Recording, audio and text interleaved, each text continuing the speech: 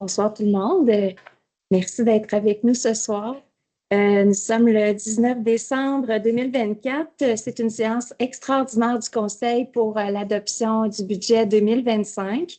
Donc, je suis contente de voir que vous avez vraiment respecté ma demande de la séance ordinaire de la semaine passée. Merci, messieurs, d'être présents. C'est très apprécié. Donc, ça nous fait vraiment plaisir de vous présenter le budget. Avant toute chose, je pense qu'on doit procéder à l'adoption de l'ordre du jour, hein, Madame la greffière? N'hésitez pas à me rappeler à l'ordre. Donc, est-ce que quelqu'un... Oui, merci Guillaume. Donc, avant de procéder à l'adoption du budget, ben, je vais vous en faire la présentation.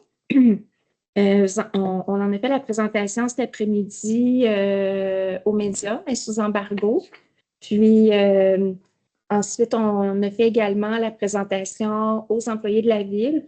Donc, je devrais être meilleure puisque c'est la troisième fois là, que je le présente dans la même journée. Donc, le budget 2025, il est vraiment important comme tous les autres, mais la grande orientation qu'on a voulu lui donner, le conseil municipal, c'est d'être finalement un budget de proximité, d'avoir des orientations concrètes pour la bonification des services municipaux. Donc, avant de passer vraiment à la présentation 2025, je veux faire un petit retour sur les réalisations 24.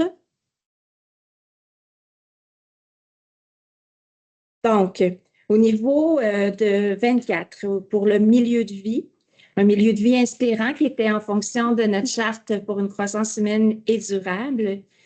Plusieurs actions qui ont été réalisées, qui étaient annoncées lors de l'adoption l'an dernier, presque à pareille date.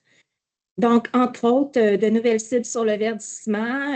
Là-dessus, on peut penser notamment à tout ce qui est l'encadrement pour l'abattage et la plantation d'arbres, le verdissement aussi de nos infrastructures pour notamment une meilleure gestion des eaux pluviales, la réduction aussi des îlots de chaleur. Donc, bref, ce sont que quelques exemples de nouvelles cibles sur le verdissement qui ont été mises en place.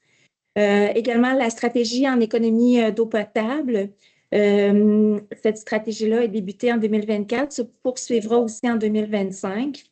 Le plan directeur des parcs et des espaces verts qui a été adopté en 2024.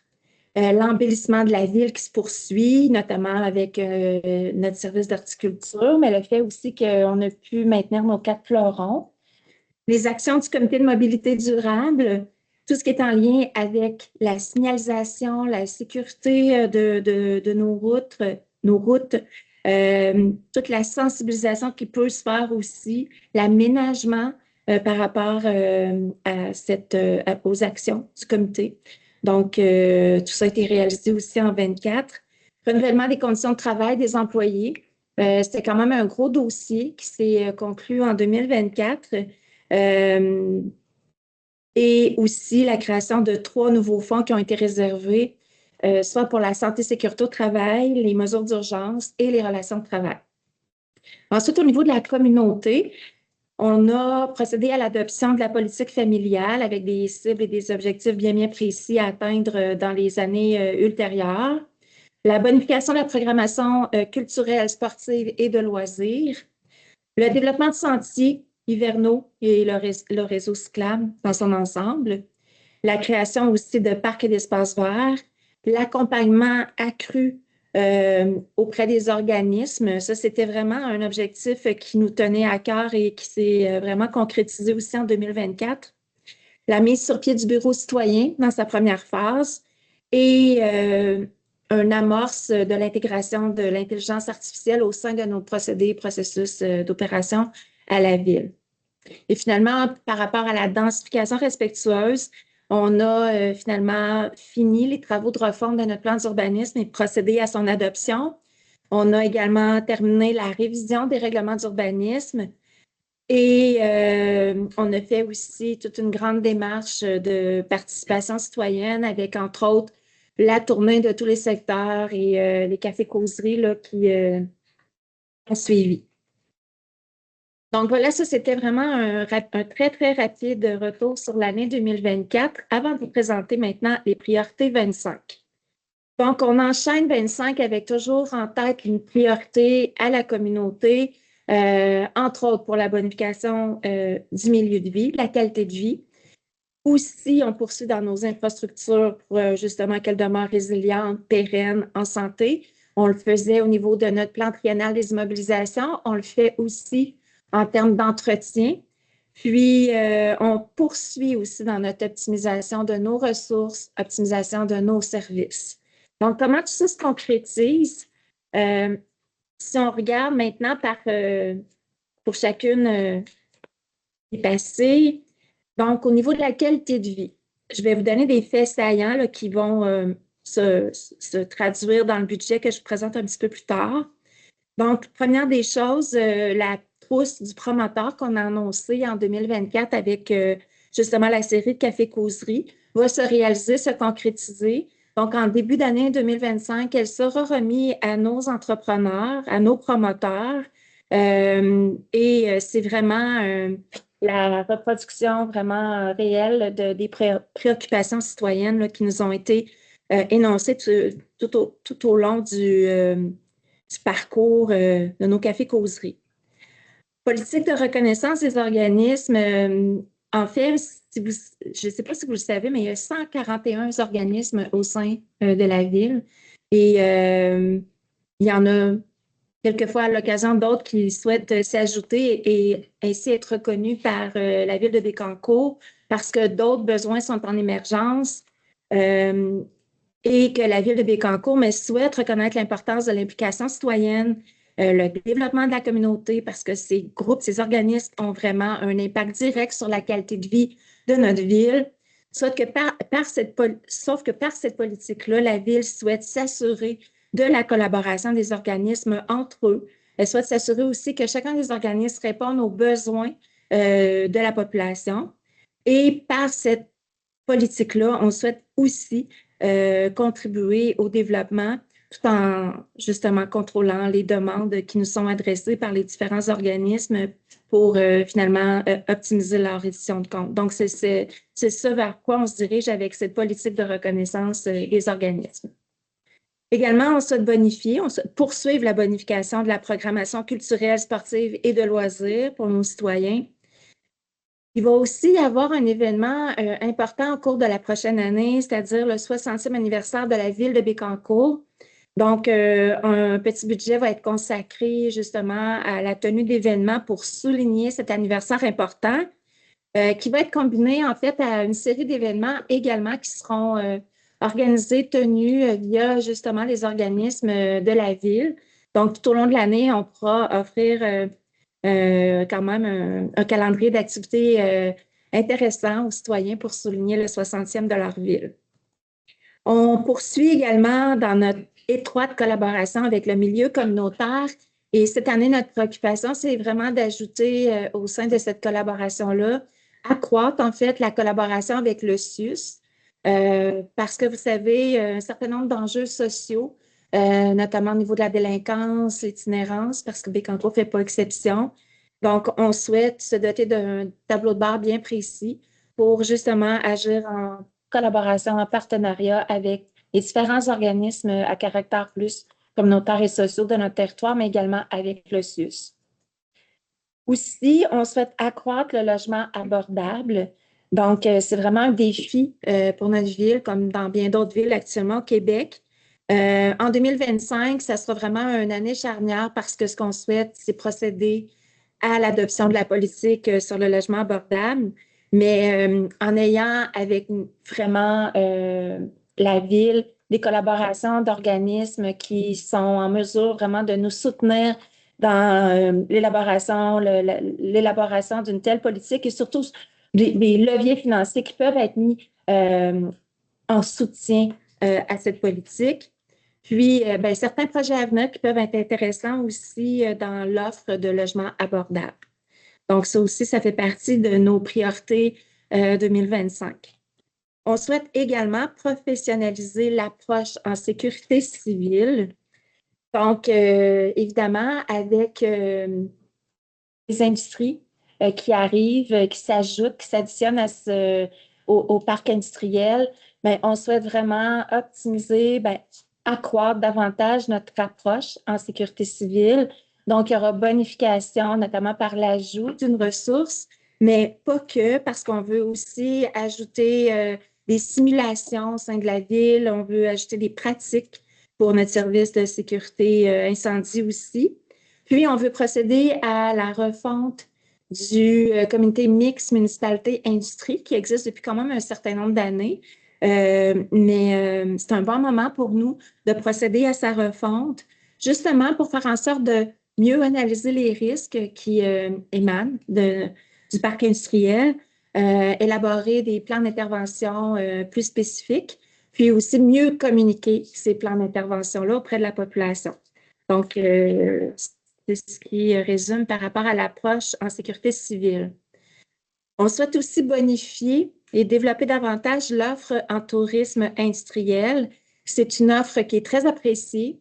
Justement, puisqu'on veut la faire vivre, on veut continuer à la faire vivre, on veut qu'elle évolue, la Ville fera une étude pour voir de quelle façon on peut la bonifier et de faire en sorte justement de la rendre encore plus active, plus attractive pour les touristes, mais pas que, pour nos citoyens aussi. Donc, on souhaite une offre encore plus éducative également. On souhaite poursuivre dans l'augmentation de l'offre de sentiers accessibles aux citoyens. C'est vraiment une préoccupation de tous les secteurs qui nous a été identifiée dans chacun des cafés-causeries. Donc, déjà, c'était une cible de notre plan d'urbanisme et c'est aussi un objectif très clair de notre plan directeur des parcs et espaces verts. Donc, on veut le bonifier en bonifiant l'offre de sentiers et en allant chercher certaines collaborations d'organismes qui sont davantage spécialisés aussi dans ce domaine-là. Et là-dessus, je pense à Nature et Avenir, entre autres, pour le Centre du Québec. Et finalement, on veut poursuivre dans la réalisation de nos politiques. On a adopté notre politique familiale. Maintenant, il faut vraiment la rendre, la garder vivante, concrétiser les objectifs puis les cibles qu'on a identifiées. Même chose pour nos plans directeurs pour le parc et espaces verts, pistes cyclables, puis nos cibles aussi par rapport à notre plan d'urbanisme. Donc, c'est ça. C'est vraiment important pour nous de concrétiser tout ça et de passer à l'action. Maintenant, au niveau des infrastructures résilientes, mobilité durable et active, donc on poursuit dans la sécurisation de nos routes.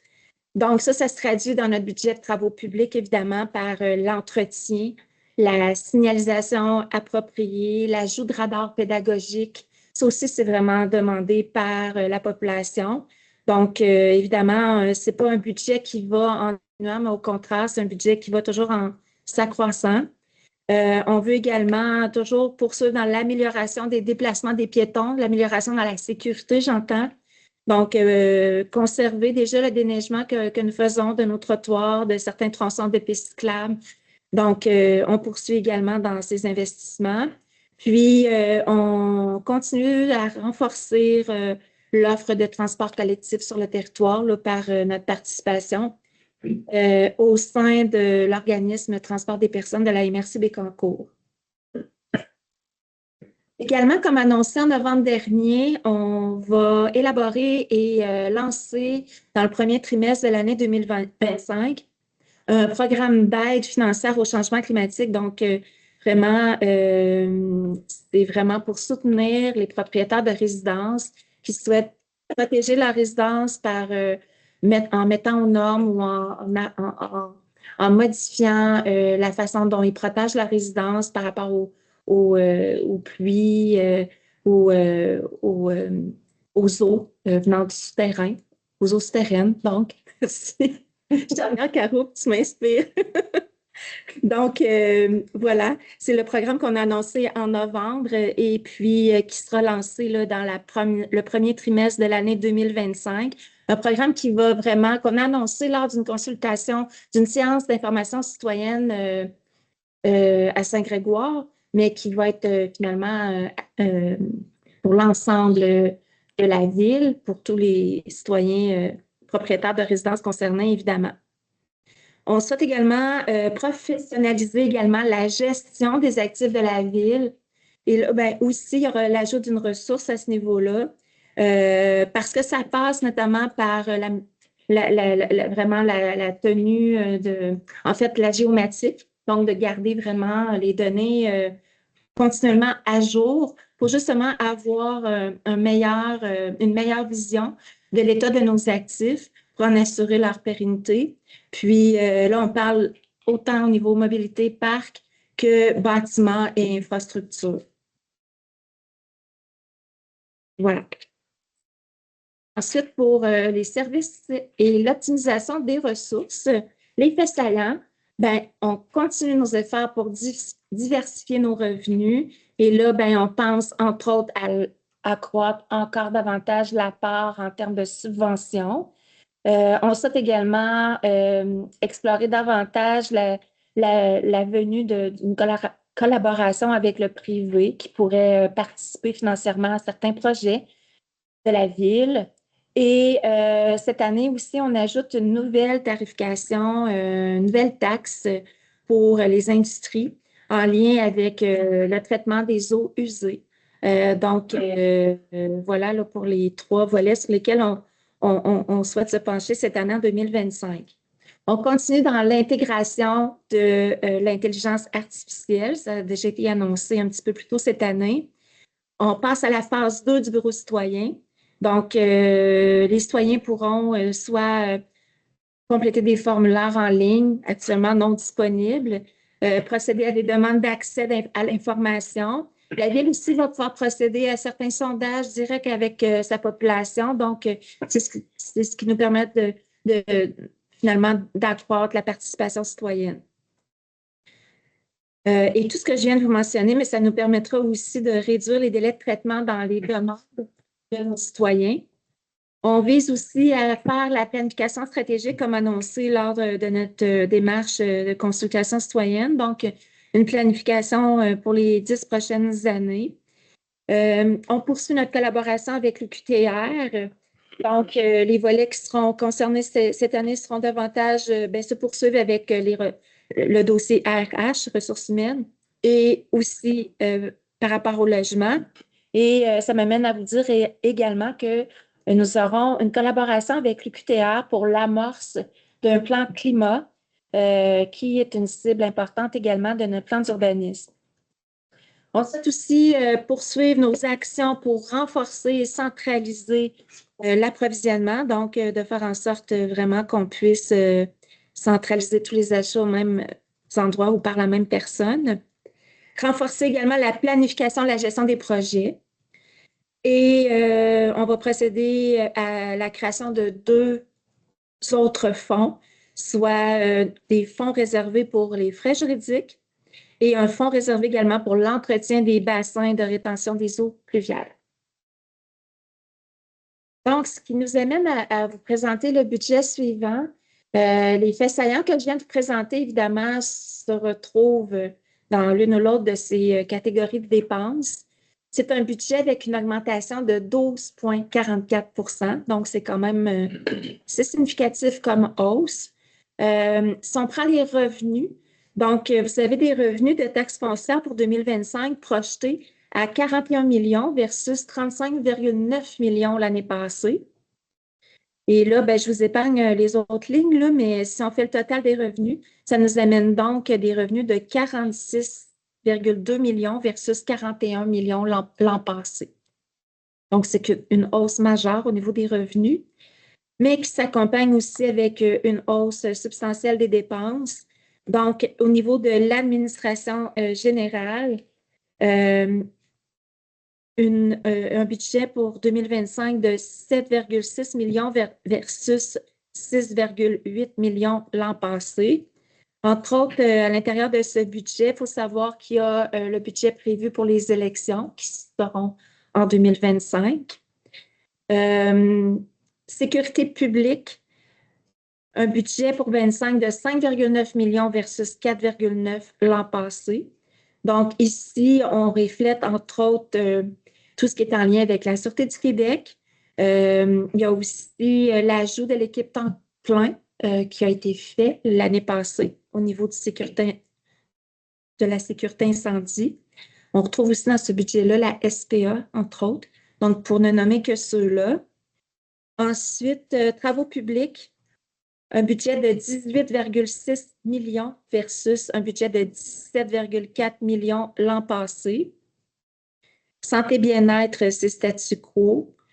Aménagement, urbanisme et développement durable, un budget de 3,3 millions versus 3,3 millions l'an passé. C'est environ 50 000 d'augmentation par rapport à l'an dernier. Communauté, 5,4,78 millions,5 millions l'an passé.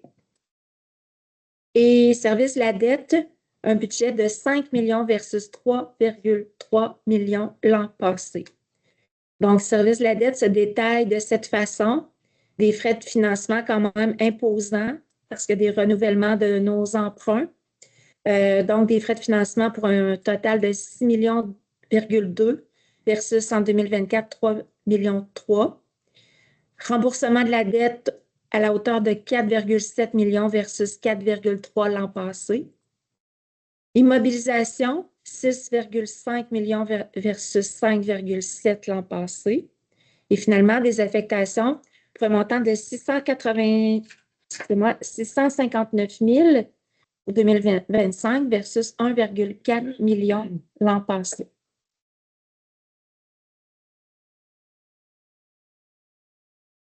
Maintenant, ici, on illustre les différentes sources de revenus.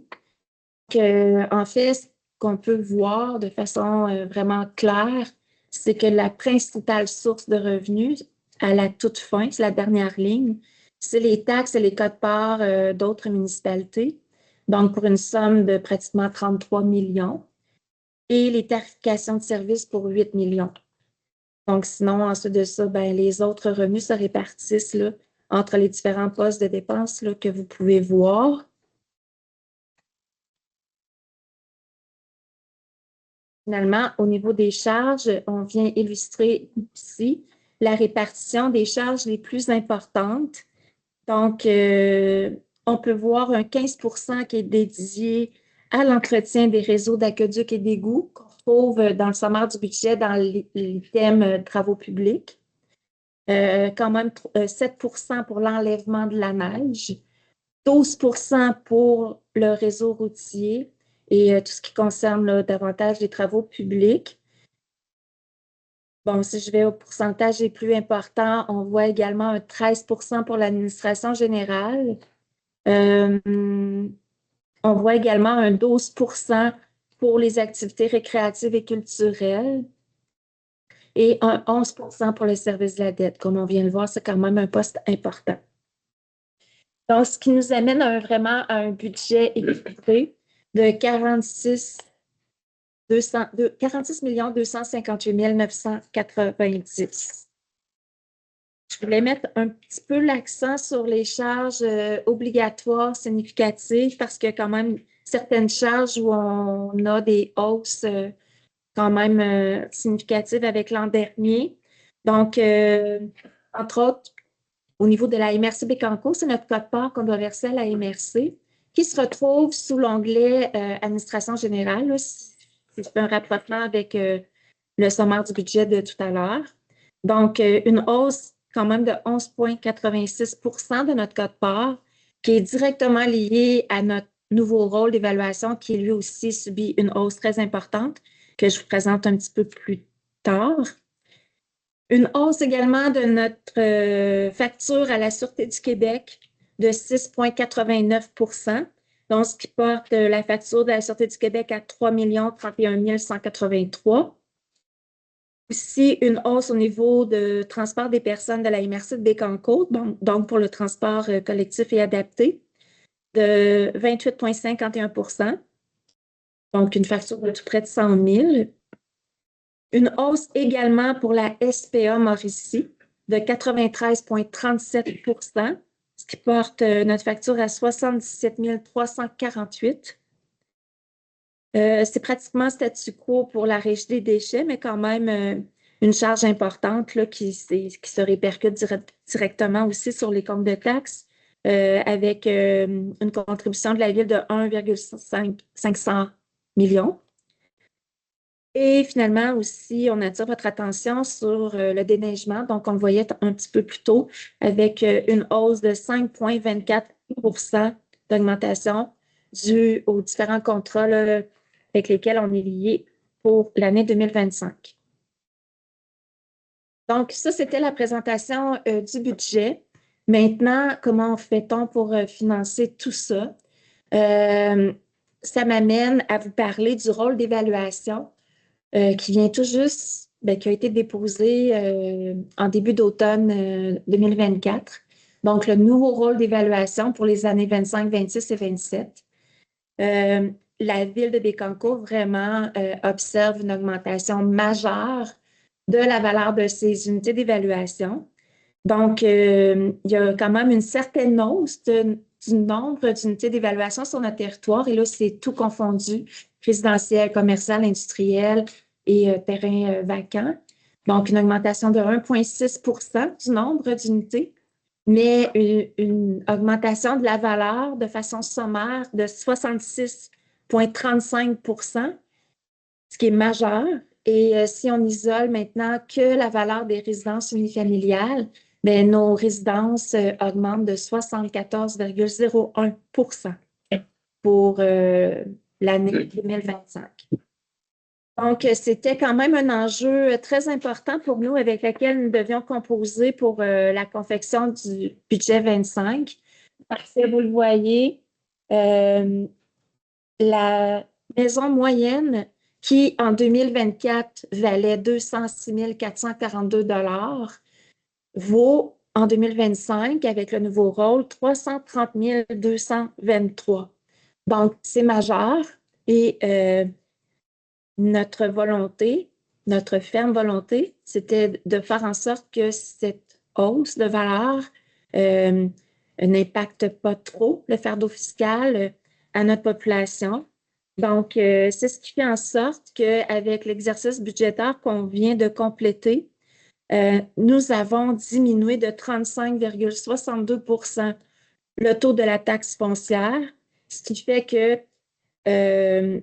en 2024, la taxe foncière était de 0,9315 du 100 d'évaluation et sera portée en 2025 à 59,97 du 100 d'évaluation. Donc, sous, je parle de sous, pardon? Oui, c'est ça, il manquait sous. Donc, voilà. C'est ce qui fait en sorte que quand on applique ce taux-là sur la valeur de notre maison moyenne, là, le 330 223 c'est ce qui fait une augmentation avec le compte de taxe de l'année passée sur la taxe foncière de 2,98 Donc, une augmentation qu'on remarque habituellement d'année en année, donc qui est plus en lien avec une indexation normale. Donc, la taxe foncière sur le compte de taxe l'an passé totalisait pour la maison moyenne 1923 et pour 25 sera de 1980. Et maintenant, pour l'ensemble des taxations, bien, vous retrouvez à la dernière page toutes les taxes qui sont basées sur l'évaluation foncière. Donc, vous retrouvez la première qu'on vient de mentionner par rapport aux résidences. Vous avez celle pour les 6 logements et plus, l'agriculture, les terrains vagues, ainsi que tout ce qui est en lien avec les commerces et les industries, selon les tranches de valeur. Vous avez également les tarifications des services. Donc, au niveau de l'eau potable, peu d'augmentation, c'est-à-dire que l'an passé, entre autres, pour une unité de logement, la taxe pour l'eau potable était de 208. L'année passée, 200 en 2025, elle sera à 208 pour les commerces et industries qui sont au compteur, ben, la tarification 25 sera de 1 et 2 sous le mètre cube, comparativement à 1 l'an passé.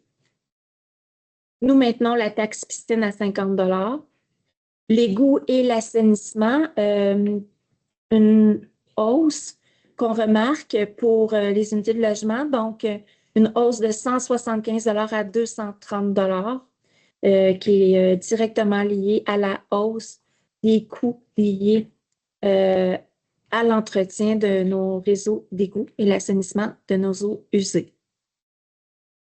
Et finalement, par rapport aux collectes des matières résiduelles, aucune augmentation. Donc, la taxe par résidence est maintenue à 235 et par logement saisonnier à 117,50 $.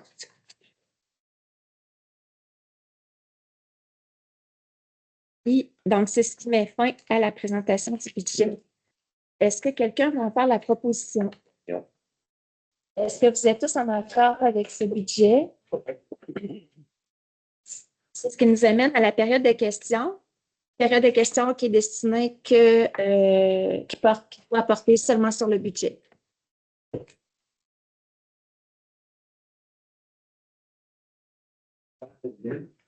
La taxe cuisine, Autour de 80 000 $. Oui. Est-ce que vous confirmez, madame? Oui, c'est que, non, mais, non, c'est parce qu'elle a fait oui pendant que vous étiez de retour à votre place.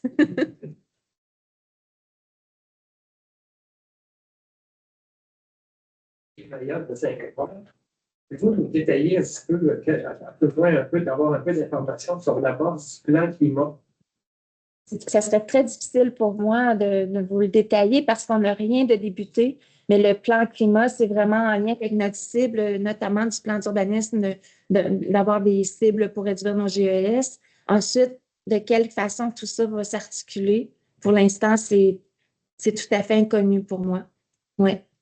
Mais à l'instar de l'ensemble des MRC du Québec qui doivent procéder à l'adoption d'un plan climat, mais la ville de Bécancour a vraiment l'intention d'emboîter le pas puis également d'avoir son propre plan.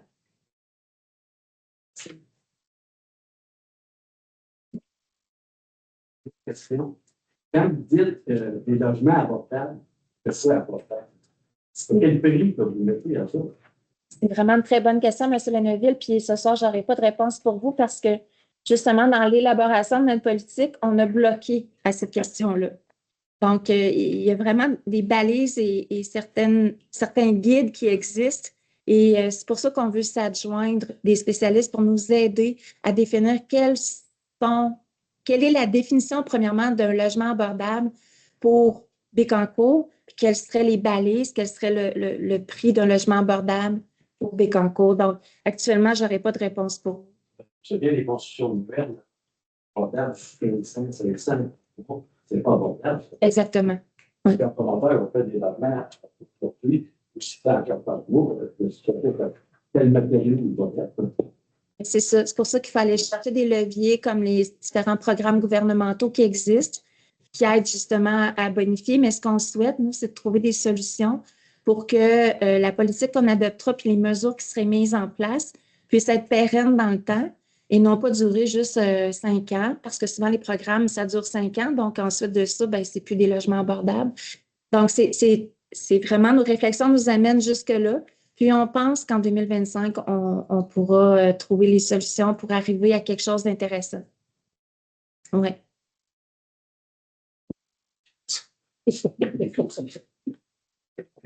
Sans curiosité, à ce qui révèle tantôt, le contrat à la SPA, j'ouvre. Pourquoi? En fait, on a appris vraiment que depuis les dernières années, il y avait un gel de ces contrats-là. Et c'est vraiment le fait du dégel maintenant et on doit faire face à ces nouveaux frais qui sont quand même considérables depuis la modification législative là, qui oblige vraiment à certaines obligations et responsabilités municipales en lien avec l'application de cette nouvelle loi. Donc, pour l'instant, nous, ce qu'on considère que c'est plus profitable de faire appel aux services, notamment de la SPA Mauricie. Il y a d'autres SPA comme Drummond et d'autres endroits qui l'offrent, que de plutôt offrir, d'avoir notre propre chenil, puis un service en lien aussi avec un vétérinaire et tout ça, qui pourrait engendrer des frais quand même assez considérables. Okay. Vous dites que ce gel-là, qui a été fait longtemps, Est-ce que c'est une décision de la SPA qui dit, ben, cette année, vous nous levez le taux? Oui, c'est sûr. Ben, c'est sûr que c'est la SPA qui nous a déposé leur nouvelle proposition. Là, c'est eux qui font leur nouvelle offre.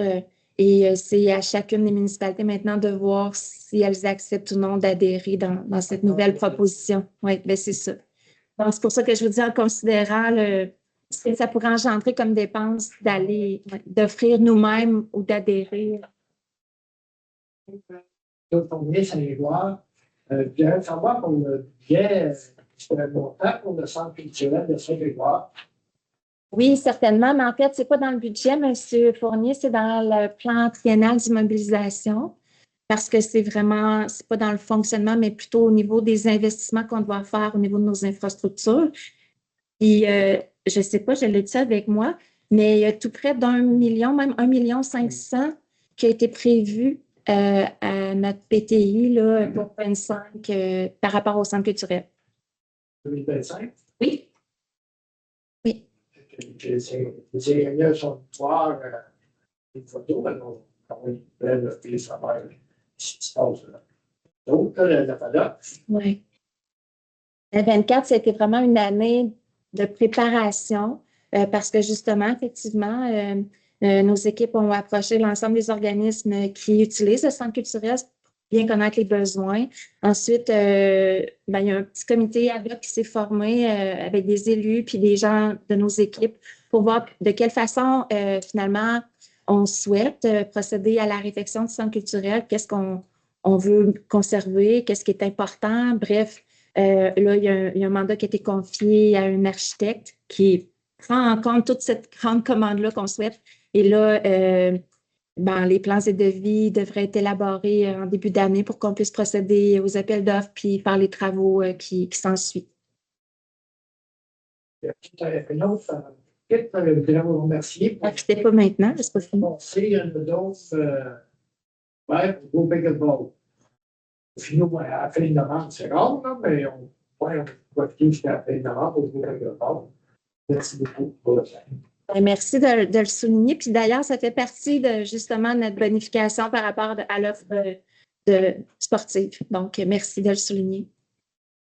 Ma question, c'est l'augmentation de 2,98 %. C'est sur l'ensemble de la ville, ça? Il y a chaque résidence qui aperçoit que les données avaient aussi des résidents de telle rue à telle rue pour des augmentations. Là, ça a cliqué à la grandeur de la ville, je trouve, c'est lui. Oui, c'est ça. C'est peut-être les taxes d'amélioration, mais la taxe foncière concerne toujours tout le monde. Moi, je suis pas fier que j'étais surtaxé à cause de ça, des évaluations qui ont monté par rapport à l'effort de la rue. L'ensemble de l'air est égal pour tout le monde. Oui, mais non, mais là, on parle de deux choses différentes. Parce que l'évaluation foncière, c'est une chose, c'est pas la ville qui procède à ces évaluations-là.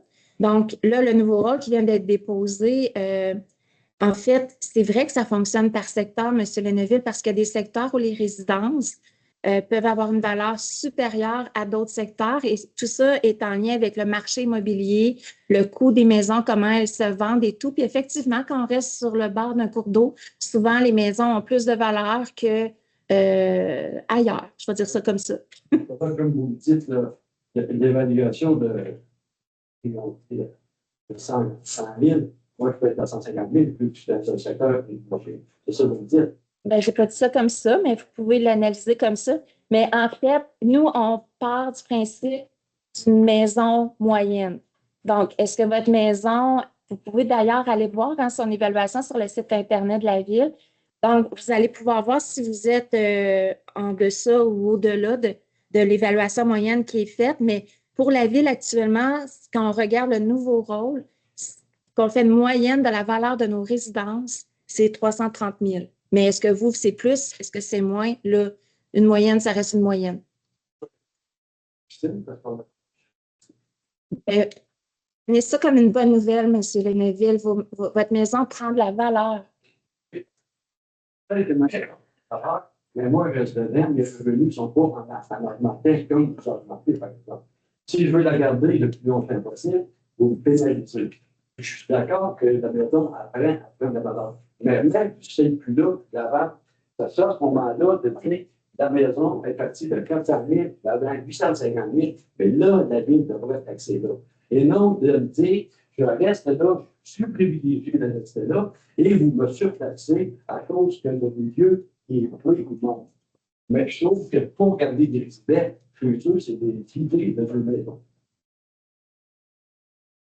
On pourra en discuter, mais vous savez, je répète, l'évaluation foncière des résidences, c'est pas la ville qui procède à ce travail-là, c'est vraiment, de par la loi, c'est confié à une instance indépendante.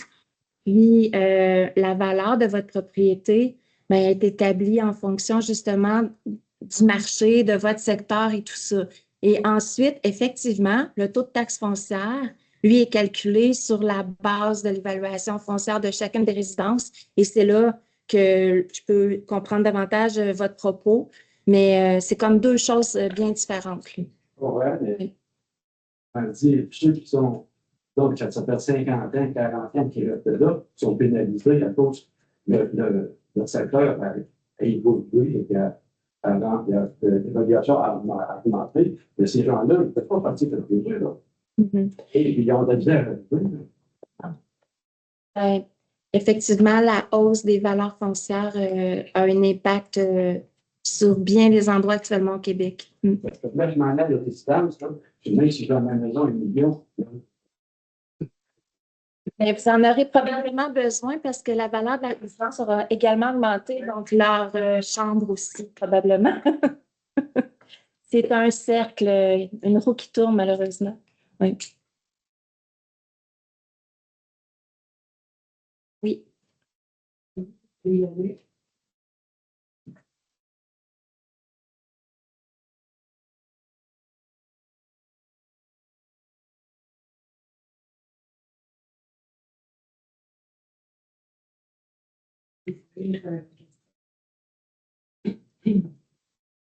J'aimerais connaître les bénéfices et revenus supplémentaires que la Ville prévoit recevoir en 2025 grâce aux usines de la filière.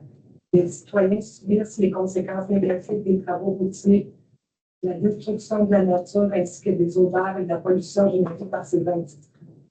Ces activités permettront-elles réellement de générer des revenus suffisants pour compenser ces désagréments? Paye-t-il des taxes? Donc, juste pour la première partie de la question, c'est pas directement en 2025 que les nouvelles industries sont portées au rôle d'évaluation de la ville, donc qui pourront être taxées en fonction de leur valeur foncière. Mais effectivement, les industries du parc industriel et portuaire de Bécancour payent des taxes comme tout autre citoyen et c'est en fonction d'une valeur qui est portée au rôle. Comme une maison moyenne vaut 330 000, une industrie, ben, elle peut valoir des centaines de mille, donc elle est taxée en fonction de son évaluation. Donc, ça, c'est comme ça pour chacune des industries qui se retrouvent sur le territoire de la Société du parc industriel, mais vrai également pour chacune des industries qui sont hors territoire de la SPIB et vrai également pour chacun de nos commerces aussi. Donc, vraiment, c'est un tout. Puis par rapport à l'inscription des nouvelles industries à notre rôle, mais selon la façon dont ça fonctionne par rapport aux évaluations de ces immeubles, il faut vraiment que l'évaluateur agréé puisse prendre une mesure, oui, de la valeur de l'immeuble en partie, mais aussi en lien avec la valeur des activités qui s'y déroulent, puis la valeur également des équipements qui se trouvent à l'intérieur des industries. Donc, c'est un tout là, qui définit la valeur de chacune de ces industries-là qui est ensuite portée au rôle d'évaluation de la ville et sur lequel la ville fait une taxe et envoie un compte de taxe. Voilà.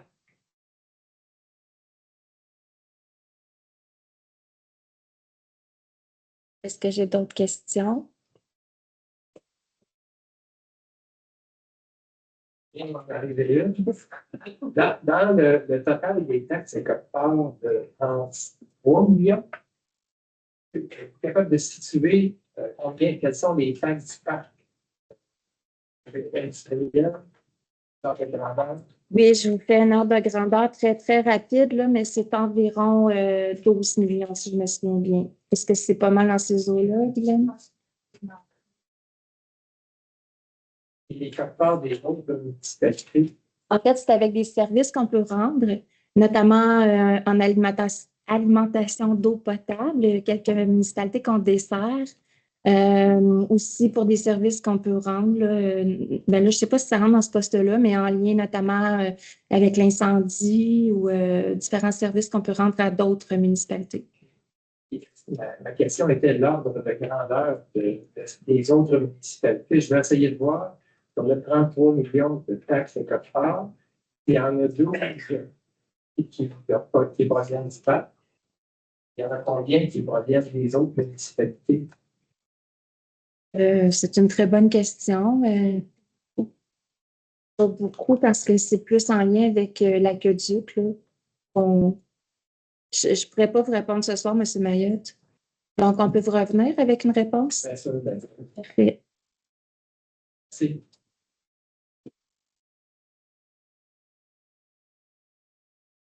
Donc, c'est ce qui met fin à la période de questions. Est-ce que quelqu'un veut faire la levée de la séance? ça. Parfait, merci beaucoup. Donc, merci de votre attention. Bonne fin de soirée. Bon.